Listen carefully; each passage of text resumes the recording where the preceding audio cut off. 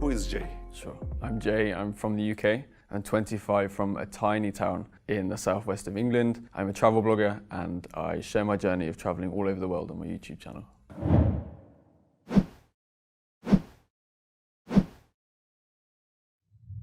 What is the aim of the Jay? Why are you traveling that much? I hopefully, inshallah, will change the negative perceptions about Muslims all across the world. I post on YouTube and my Instagram all the positive things about the culture, the food, the people, the way of life to hopefully change perceptions back in the UK. Back in the UK and America, perceptions about Muslims are incredibly negative and hopefully, inshallah, I will change that.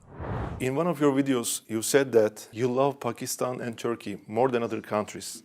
What is the reason for that? Why Pakistan and Turkey? I think I love Pakistan so much because, again, I never heard anything positive about this country. The main things I heard were terrorism and war and violence. And I went there and all of my expectations were beat. Everyone was so kind, so nice. The food was some of the best I've ever had in the whole world. And I felt such genuine love from these people. And the same with Turkey. Those two countries are my favorite because of the people, the food and the culture. I could talk about the mosques. I love the mosques here. I feel incredible here. And I took my Shahada in the Süleymaniye Mosque in Istanbul. MashaAllah. So I think that's why I have such a connection to these two countries, especially Turkey, because Istanbul changed my life. It's where I took my Shahada, it's where I made the best decision of my life. Instead of eating cornflakes in United States or United Kingdom, Yes. you prefer to eat kebab in Turkey. Yes, I bet. What was the most interesting thing that you have shocked when you visited those countries, Pakistan, Mexico, Turkey, Egypt? Start with Mexico, right? Sure. Mexico is completely different to any of the other countries I've been to. Muslims are not widely shown in the media or even on the streets. I only managed to visit one mosque when I was in Mexico City. So the thing that was the strangest for me in Mexico was not being able to meet so many Muslims. In Egypt, Pakistan, Turkey, United Arab Emirates, they are everywhere and I've made some of the best friends here. How did you hear about Islam for the first time? That goes back probably 20 years when we go back to the story of 9/11. The first time I heard about Islam in a very negative way. And if we're talking more of a positive thing, I learned about Islam probably 3 years ago from traveling, meeting these people. And then I really learned about Islam when I read the Quran last year during lockdown. How did you perceive Islam before you became a Muslim? Did you have any prejudice? Yes, I had very negative perceptions about Muslims. Especially, there was many attacks in the UK from extremists. And the media has a very good way of making that stereotype to 2 billion people when it's just a handful of bad people making those choices. I would cross the street if I saw a woman wearing a hijab in London. That's how bad my mind was affected by the media in the UK because I didn't give myself the opportunity to really learn what Islam was about. And thankfully over the past 3 years I've really learned and discovered exactly what Islam is, and that's the religion of peace. What was the thing that made you interested in Islam? Originally, it was meeting the people when I travelled. I rarely travelled to Muslim majority countries and I went to Istanbul, thankfully 4 years ago. And then I decided to actually go to Iraq in September 2019 and that completely changed my perceptions and made me want to research more about the positivity of Islam. I went to Iraq for the first time when I was 22, 23. So you met some good people who were Muslims? Yes. So you were interested in Islam? So I was interested and then I gave myself the time to really research and discover the true Islam away from the media in the UK. How did you feel when you first took the Shahada? The most immense sense of happiness and peace. And I don't think I've come to a point where I've been so happy and so alive. It was the best feeling in the world.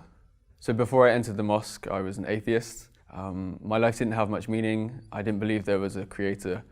I thought after death, that was it. And once I entered the mosque and I took the Shahada and I took those words and I said those words, I was so happy and I felt like my life went from black and white to color. It was the best feeling in the world. What was the reaction of the people around you? So happy. They were clapping, they were smiling. People inside the mosque were watching and they heard and they were clapping and were so happy for me. What was the reaction, especially your family, your mom, your dad, your sister, your brother? Thankfully, I have the most supportive family and supportive friends in the world. So I told my sister first, originally. So I actually opened Snapchat. I was currently in Istanbul and I just directly messaged my sister first. I said I became Muslim and her reaction was so good. She then FaceTimed me and showed her elated happiness for me. I just can't understand why she's doing this. It's not a good, positive thing for them because the image of Islam is not good for them, I think. It's not good. So what's the reason that she becomes happy? Because she's seen my work, she's seen who I've met and she's heard my stories. And now I've taught them not to realise that the media is wrong. Like, the media is so wrong. They've now learnt to take my videos, my stories and my ideas as the truth rather than the media. What about your mother, your dad? Yeah, so my dad actually left when I was 1. He moved to Australia, so I haven't actually had contact with him. He doesn't know to this day. But my mum, I called her and I told her over the phone. I actually made a video about that and her reaction. It took me 3 times to actually call her and for her to pick up, and my nerves were... You couldn't say. I was struggling so hard, but I told her, and her exact words were something along the lines of, I'm smiling like a Cheshire cat, and Cheshire cats are very much known to be always happy, always chirpy, always funny, and that was her exact words actually, I'm smiling like a Cheshire cat. And from that day onwards, I have never had a bad word said. I've never had a bad idea said about Islam to me, and I'm very grateful that my friends and family were so happy and are still with me to this day, because it would have made my journey a lot harder if I didn't have them by my side with me. In Islam, we have to pray, we have to fast during Ramadan, and we have some other things. Did any of them seem difficult to you before you become Muslim? Yes, they all seemed incredibly overwhelming. Especially as in the UK before I became a Muslim, I was on this journey alone. During lockdown, I couldn't see anyone, I couldn't practice with anyone. It was very difficult. Still to this day, I still get overwhelmed. But now, thankfully, after a lot of practice, a lot of work, I've got to the point where I can do anything with ease. How did you make that research? From internet? Which videos? Which speakers? Many YouTube videos, many stories that I've met from the people on the streets, and actually reading the Quran itself. Can I ask this question? If it's private, just pass it. Your family are atheists, so you're Muslim. What do you feel about them? Are you praying that they become Muslim someday? Are you telling the truths of Islam to them? Of course I am. Every single day I'm talking to my family. I wish though one day I could talk to my dad about the journey I've been on and talk to him about Islam and the real Islam, because I'm scared he still has perception about Islam, and one day I hope to change that. And I know thousands of people will watch this episode, and I hope they pray for my friends and family to hopefully find the beautiful journey of Islam one day in their life. Inshallah. Before you become Muslim, I guess that you were dating, you ate pork, and you also drink alcohol, I guess. Was it difficult for you to stop all this when you become Muslim? So firstly, pork, I haven't eaten for a very long time, probably since I was 10. So that was not an issue, and I definitely don't miss it. Dating, I haven't had a girlfriend since I was 17. So dating for me doesn't work. Also, I don't have the time when I'm traveling. So even if I wanted to do it, I couldn't. And alcohol, I stopped drinking alcohol in 2019, so the year before I even became Muslim. What was the reason that you stopped drinking alcohol? I drank a lot at university. At university in the UK, it's very much a student culture to drink almost every day, have parties and celebrate reading one text paper. But yeah, I stopped after because it's not a healthy lifestyle. So I was also vegetarian for a year and a half actually, and thankfully I discovered halal meat, which I'm so thankful for, especially here in Turkey. The food is incredible. You have a YouTube account and Instagram account, and you're popular. I guess that you have messages who wants to date with you. Am I right? Yes, every single day. What is your reaction to them? I don't reply, or I block, because people shouldn't be asking me that. And I also get messages from women and girls' mums, emails and Instagram messages and comments on YouTube asking me to marry their daughter, and I definitely do not reply to them.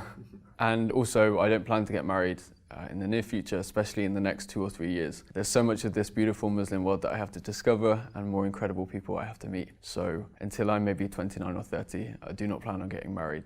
There's so much I need to discover, learn and explore.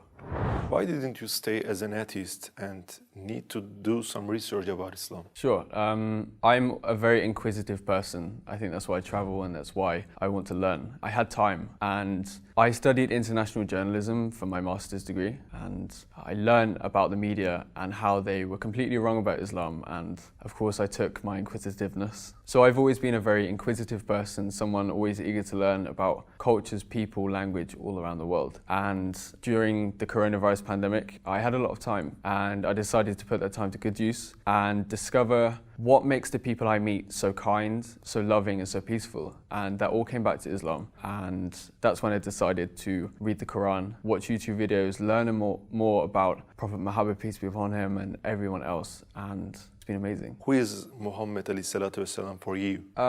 He's incredible, and I don't think I could find a better word for him. And I think everybody on this planet can learn a lot from him, and they could definitely put his life story into their own life and be a lot more loving, a lot more giving, and a lot more accepting. If there was a chance to speak to all non-Muslims in the world, especially for the ones who have prejudice to Islam, what would you like to say if you had a 1 minute? Learn from your own personal experiences, not the media. Travel the world, travel to Muslim majority countries, and give yourself the opportunity and the time to speak to Muslims and learn about their journey, their stories and their life, because I promise it will never be what the media says. And also when you travel around the world and if you see any kind of negativity, just know that Islam is perfect and Muslims are not. We are very nice to meet you, brother. Thank you so much. Your journey, your story is very interesting. Inshallah, your aim is great. Inshallah, you will be succeeded, brother. Inshallah, I can keep doing this until the whole world finally has a positive view of Islam.